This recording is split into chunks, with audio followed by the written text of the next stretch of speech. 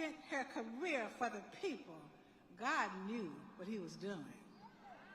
For the District Attorney of San Francisco, Attorney General of California, United States Senator, or in the White House. She has been breaking barriers and fighting for working families. Her decades of leadership to move our country forward and exemplify our collective mission, but also our power as Black women. Our God-given power. God knew what he was doing. Whether she was in the White House leading our government or interfacing with foreign leaders across the world, she continues to make us proud. God created a vessel. I have known her for a number of years and have had the great fortune to work alongside her as the Vice Chair of President Biden's Board of Advisors for HBCUs. What I know and what you all have seen is that Vice President Harris is truly bound by the bonds of sisterhood and empowered by a commitment to servant leadership. You know, after God created her and shaped her, he touched her to become a soror.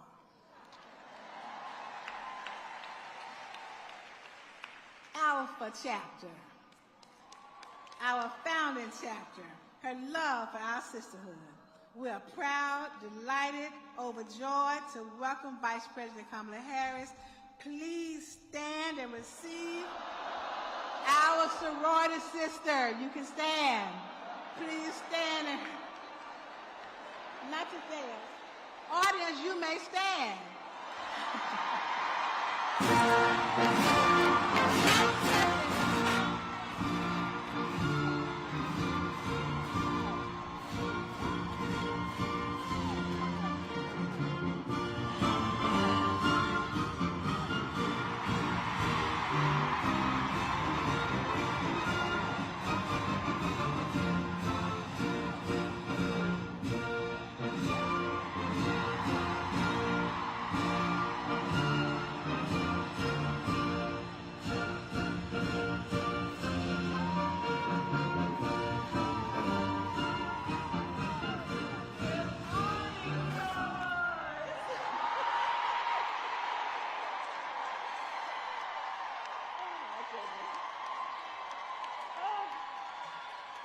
Good morning, good morning, good morning.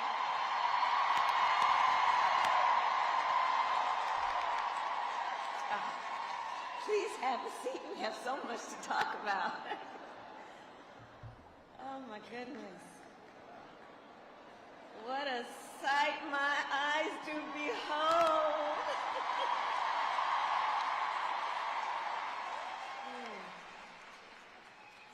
It is so good to be here. I can't even explain how this feels.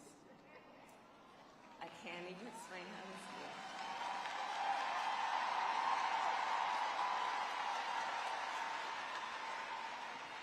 To our Supreme Basilisk, Dr. Glenda Glover,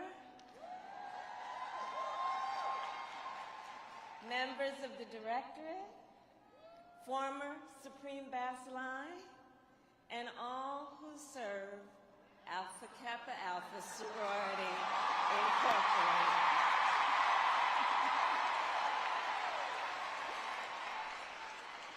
Good morning to everyone. Good morning. Dr. Glover, you have been a tremendous friend to me and sister over so many years and a phenomenal leader of our sisterhood. So I want to thank you in front of everyone for all that you have done and for your commitment, your enduring commitment to exemplify excellence. I also want to thank our International President, Danette Anthony Reed, as you guide us into the next chapter of our sorority. I'm so excited to walk with you on this journey. what an amazing sight to look out and to see so many of our sorority sisters under one roof at the same time. I look out at all of you, and of course, I see family. In fact, our sorority, some of you may know, has been a part of my life since I was a little girl. You see, my aunt, Christine Simmons, joined Alpha Kappa Alpha at Howard University in the year 1950. And so, yes, you know. And, and when I was a teenager, she was Bacillus of Alpha Nu Omega chapter in Oakland, California. And when I graduated high school, there, of course, was no question that I would attend Howard University. And I was determined from a young girl to join Alpha Kappa Alpha Sorority Incorporated.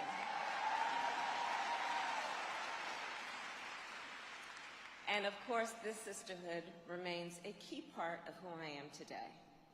In fact, when Auntie Chris was Bacillus, I'll never forget, she hosted one of our revered founders, Miss Norma E. Boyd. And Miss Boyd was in her late 80s at the time, and we had a reception for her. And she was then signing her book, A Love That Equals My Labors. And she signed a copy to Kamala with love, Norma E. Boyd. And I will tell you, I proudly display the signed copy of that book in my West Wing office in the White House. Yes, I do. The legacy lives on. And last month, I'll tell you, and I see some of them here, I was so proud to host my line sisters, the 38 jewels of iridescent splendor, at my home in the official residence of the Vice President of the United States.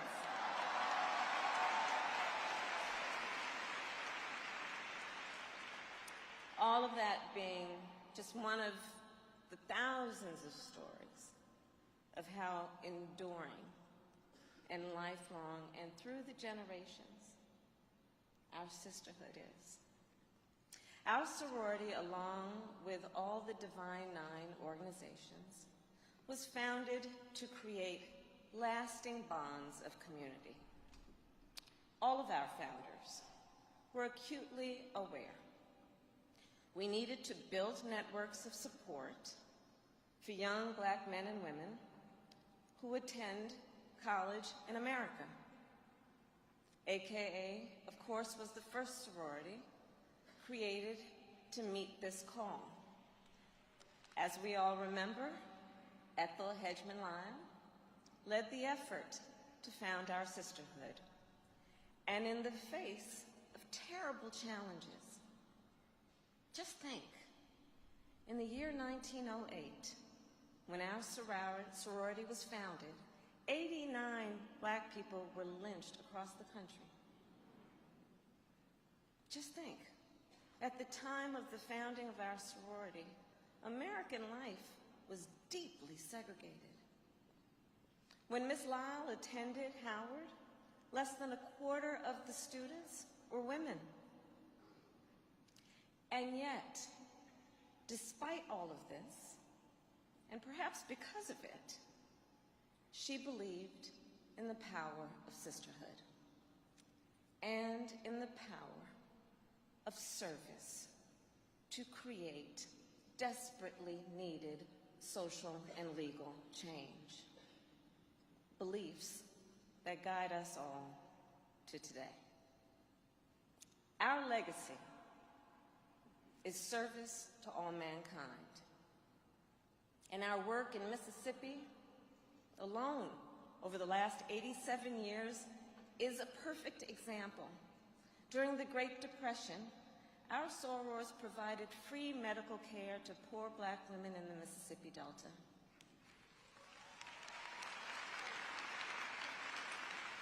And generations later, many of you here ran vaccination drives in those same communities during the COVID pandemic.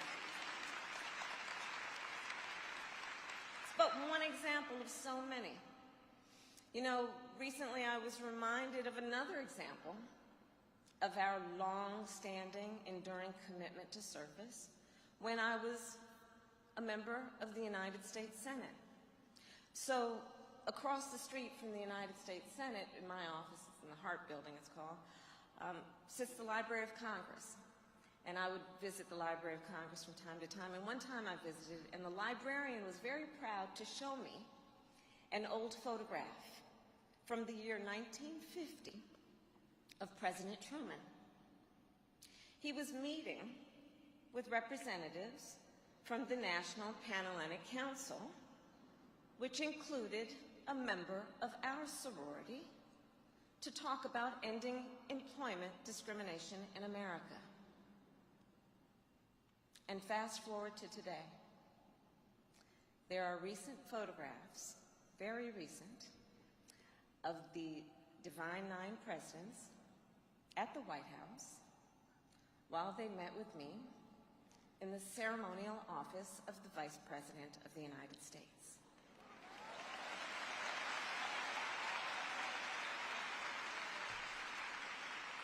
And these photographs are a testament, then, to how members of the Divine Nine have always made sure Black voices are in the rooms where decisions are being made. How our advocacy has been the history of moving the highest levels of government into action, and how we will always fight for what our communities need and for the best of who we are as a nation. In the year 2020, our sorority proved this yet again. Our sorority registered more than 250,000 people to vote.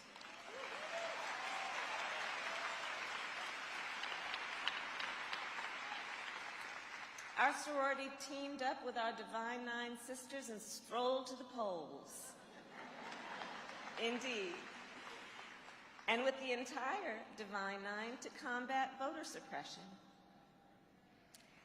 And I will never forget how, during those long days, you turned out for almost every rally and campaign event. In fact, at one of my events, I was in a hold room in the back, and some folks who were working the event came in and they said, "Ma'am, there are a bunch of ladies out there wearing pink and green, and they'd like to see you." And of course I said, "Well, you bring them in immediately. Those are my sorors."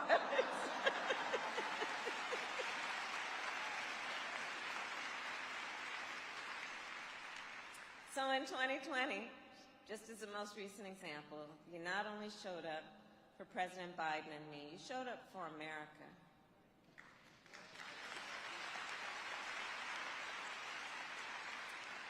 And together, we were joined in our fight for progress, which is part of our legacy.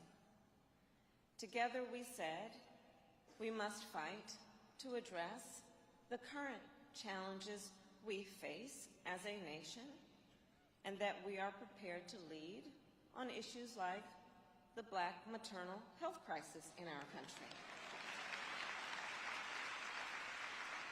Because we know Black women are 3 times as likely to die from pregnancy-related causes. And we know women in rural America are more than 1.5 times more likely to die. So, after the election, the President and I and all of us elevated the issue of maternal health to a national priority, building on the work that we did together over the years. In fact, for the first time, we hosted the women most impacted, Black women, rural women, Native women, to the White House to discuss, get this, at the White House to discuss the importance of doulas.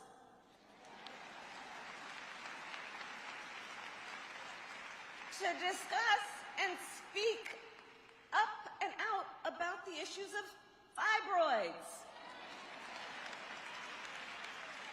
postpartum depression, and the barriers to care for women of color and rural women.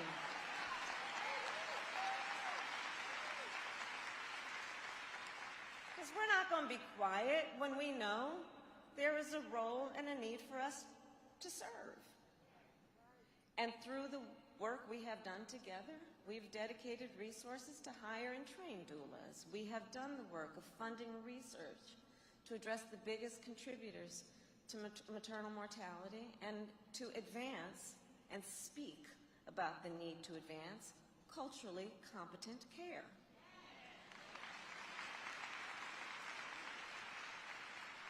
Through the work that we did together on this issue, we have now got to the point where we have encouraged, in a positive way, encouraged states, urged them, cajoled them, to understand that Medicaid postpartum coverage should not just be 2 months, it should be 12 months. Because the women who require and count on Medicaid coverage require that after giving birth to a human being, that their needs are recognized for beyond just the first 2 months. And this will benefit over 250,000 women as of today.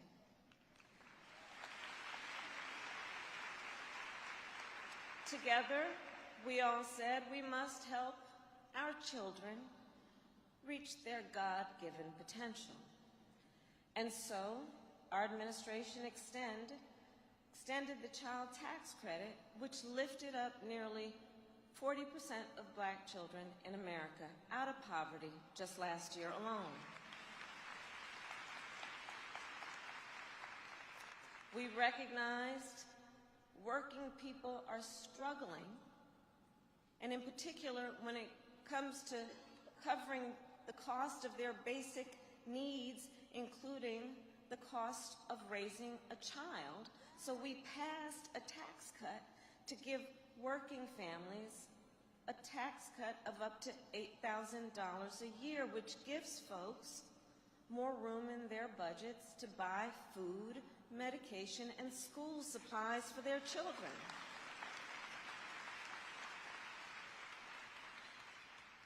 We've been traveling the country. Many of you have joined me in different places in our country to talk about the long-standing, very serious problem of lead pipes, where our babies are being forced to drink toxic water, having well-documented then health consequences, including consequences to their ability to learn.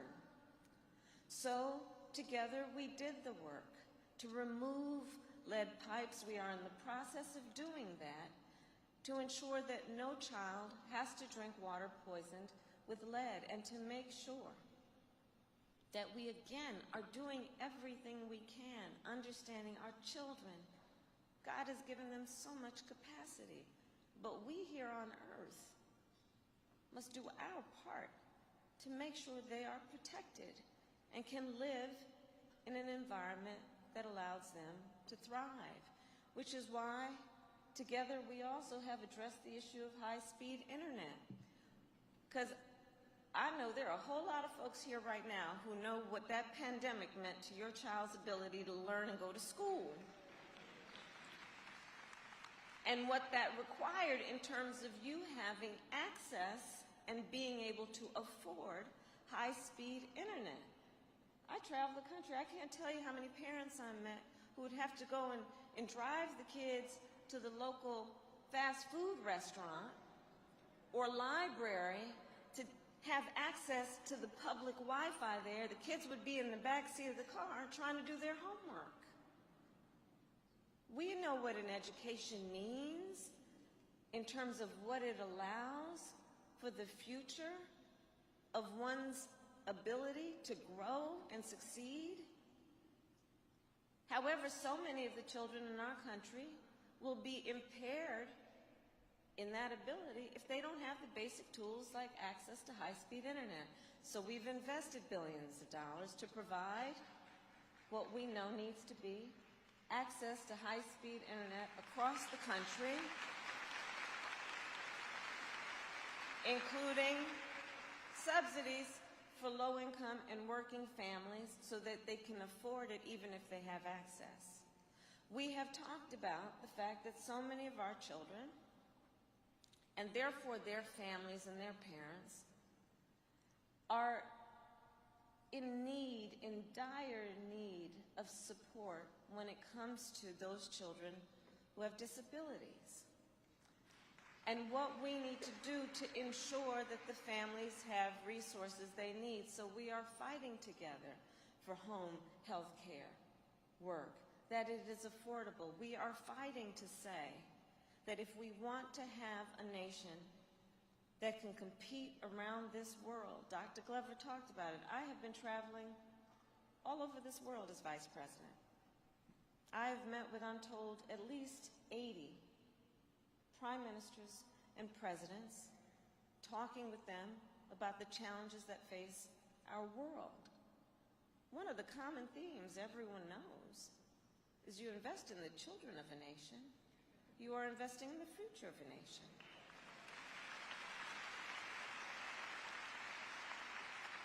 And when we invest in the education of the children of a nation, we are doing the best in terms of ensuring certain outcomes. So together, for example, we all said, let's support some of the most excellent academic institutions in the United States of America, which are referred to as HBCUs.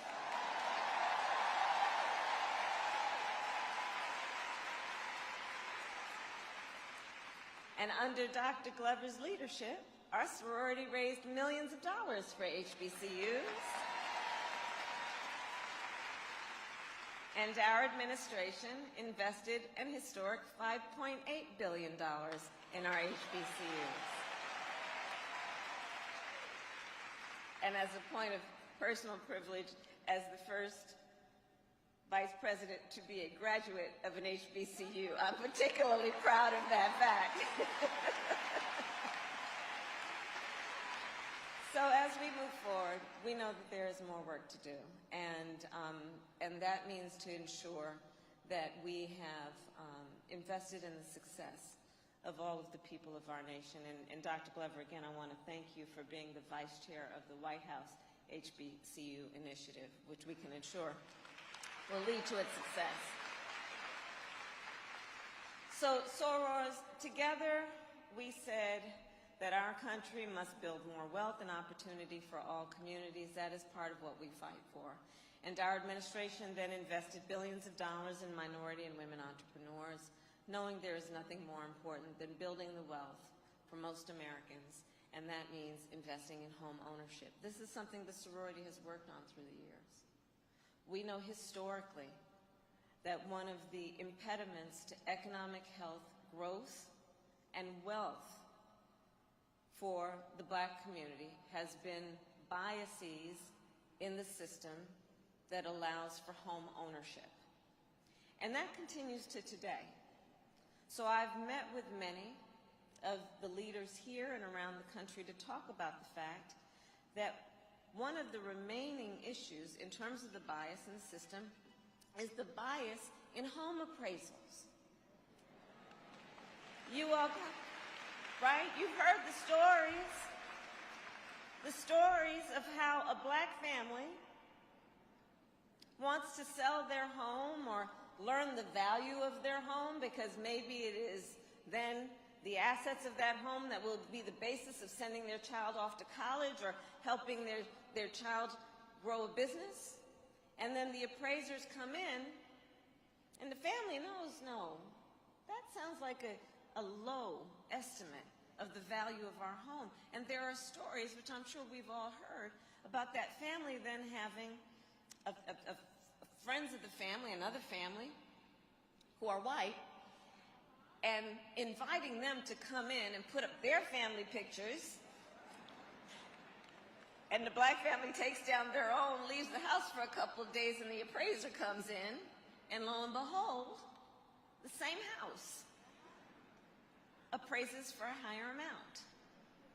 So one of the issues we've been dealing with is speaking that truth and dealing with it around what we need to do to eliminate racial bias in home appraisals, understanding when we have an economic agenda, the value of a home for so many of our families is the greatest source of their wealth and intergenerational wealth. So moving forward, that is part of the work that we have done so that we can make sure that folks can realize the full and actual value of their home. When we look at then where we are, we also know that together we said police reform is long overdue. We cannot stop having that discussion. And President Biden issued an executive order to increase accountability in policing, including a ban on chokeholds in federal law enforcement. And there's still more work to do. And last but not least, together we said we needed better representation on the federal courts. You know where I'm going. So first, I will tell you and share with you, we have appointed the most diverse group of judges in the history of the United States, including, of course, the first black woman appointed to the United States Supreme Court, Justice Ketanji Brown Jackson.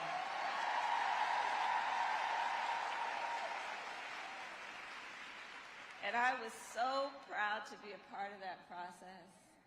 And when we look at where she sits and think about our founders and think about everything that is the spirit behind who we are and why we serve, as such a perfect example of what makes all that work worthwhile. So I say all of this, and I went through that list of accomplishments, because all of this was possible because of your work. And I just want to remind you of that, because this is a group of leaders that is so invested in fighting for the best of our country. This is a group of leaders who know the power of service and the need in the power of service to create needed social and legal change. And so all of that to say, thank you, Sorors. Thank you. Because this is the progress that you fought for. And I've not had a chance before today to thank you all in one place for what you have done for the lives of people you may not ever meet and people who may never know your name. This progress is what you stood in line for. And so I'm also here to say we must do it again this November.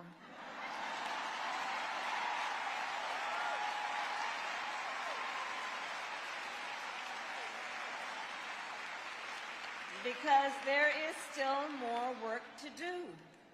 To have a strong workforce, we have to do more to support working parents. We must continue the fight to make sure that parents don't have to pay more than 7% of their income in child care. That's the work we still have yet to complete.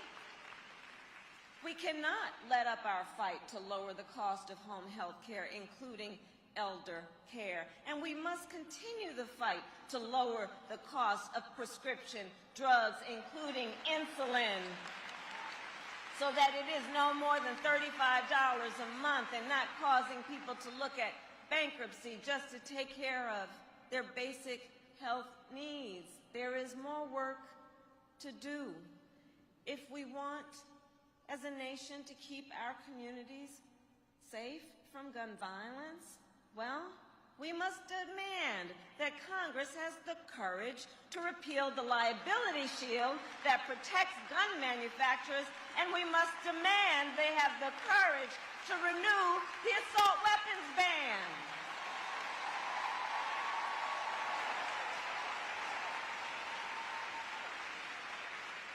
We have lost too many precious lives.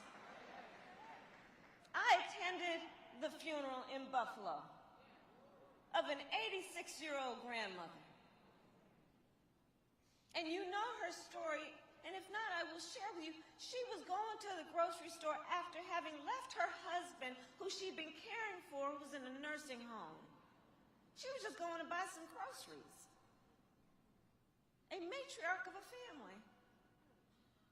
So in Buffalo, in Uvalde, those babies and their teachers.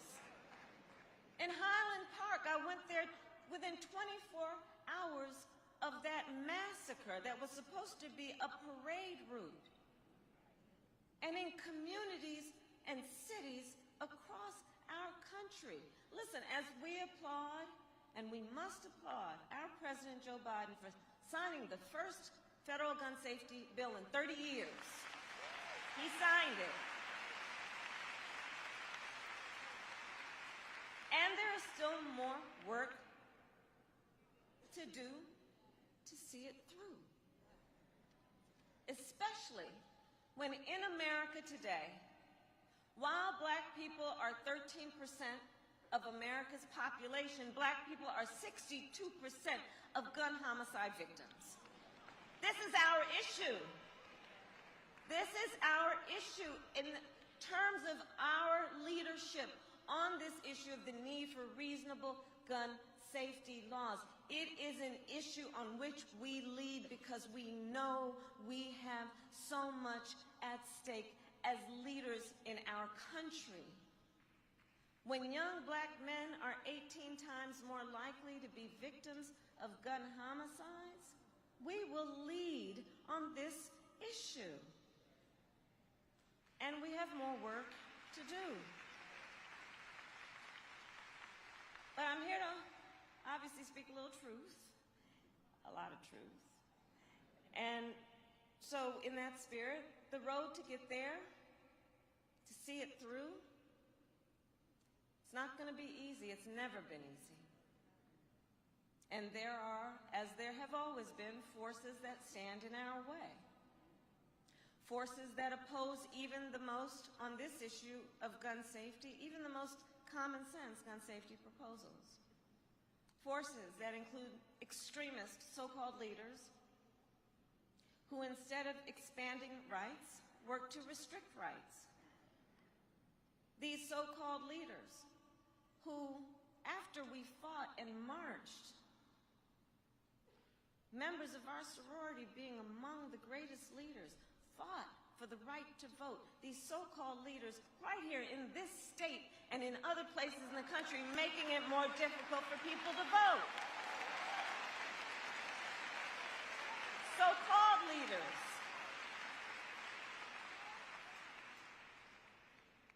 In neighboring states, making it even illegal to give folks food and water as they're standing in line to vote. And we know what we need to do. One of the things we need to do is pass the John Lewis Voting Rights Act and the Freedom to Vote Act.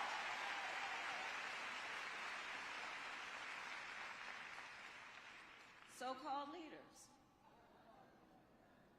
So-called leaders who are in the process of criminalizing doctors and punishing women who want to make health decisions for themselves.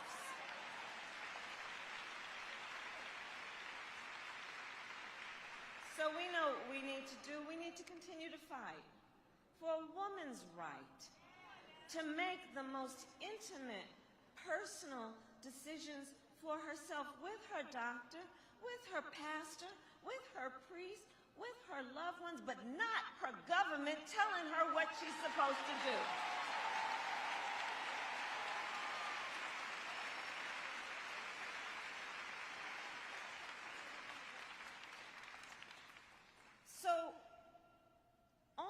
say that we have a legacy of fighting for social and legal change in our country. And when we have done that, everyone has benefited. When we have fought for social and legal change, it has never been about fighting against something. It's about fighting for something for the benefit of all mankind.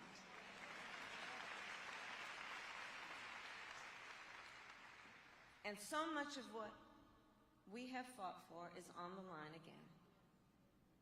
And so we know what we need to do. In particular, because I'm going to leave you with a couple specifics, we need 2 additional United States senators to protect voting rights. We need 2 additional United States senators to protect a woman's right to make decisions about her own body. And we need to elect people who will defend these rights up and down the ballot, from district attorneys to state attorneys general to local sheriffs to governors. And to make this happen, let us do what we do best. We build coalitions. We know how to do that. We got the meanest, baddest phone trees in the world. We know how to network. We are fueled in the deeply held belief that we all have so much more in common than what separates us. So let's do the kind of work that we have done, because we do it so well, and continue to activate and organize our communities. Let's continue to be on the front lines of the greatest movements for progress in our country. And I'll close with this. Our soror, the great Coretta Scott King, once said that freedom must be earned and won in each generation. I look out at this extraordinary group of leaders, and I see among the folks here a young woman who is still making her way through college, sitting next to a woman who has served her community in pink and green with pride for over 75 years. Ours is an intergenerational sisterhood.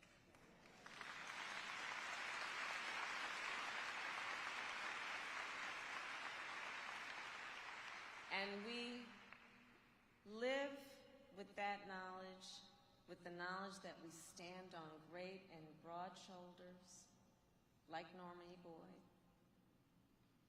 We live knowing that we are their legacy, that we learn from each other, that we teach each other, and that we have always been about fighting for the best of our country.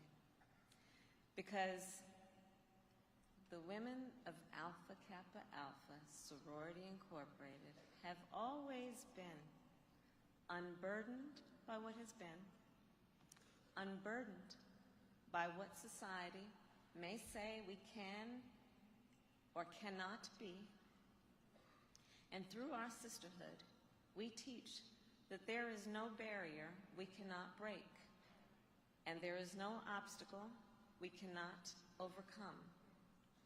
We are built for leadership, and every day we see it through, we strive, and we do.